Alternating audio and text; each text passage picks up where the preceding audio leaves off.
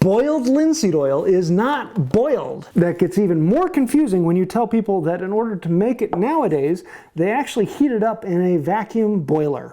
And that leads a few people to think that it is boiled because if you do it in a vacuum boiler, you are reducing the air pressure on it and therefore it will boil at a lower temperature.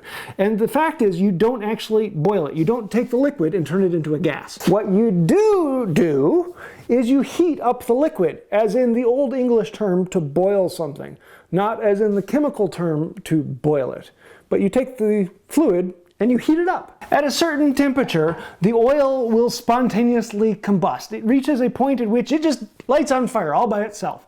And what you want to do is you want to heat it up to just below that temperature. And that is very, very dangerous. And so what they do is they put it inside of a vacuum chamber and heat it up. And that way they can actually heat it up past the temperature at which it will spontaneously combust because there is no oxygen in there for the fire to take off. And then with it at a high temperature, they put in dryers, and those will allow the polymerization to act faster. Now historically those dryers were very, very dangerous with heavy metals, but now we've found much safer ones. I still wouldn't want to drink them, but they're much, much safer than they used to be. Now you don't have to put those dryers in there in order for it to turn into boiled linseed oil. I actually make my own stuff where I don't put it in there. That means it takes a little bit longer for it to actually cure, but not that much longer. Or you can make stand oil by bringing it up to a little bit of a lower temperature where it's safer and it's not going to spontaneously catch on fire and burn everything down. It's actually kind of a fascinating topic, and I did a video a while ago making some and showing how it's done, so if you want to see that, I'll leave links to that.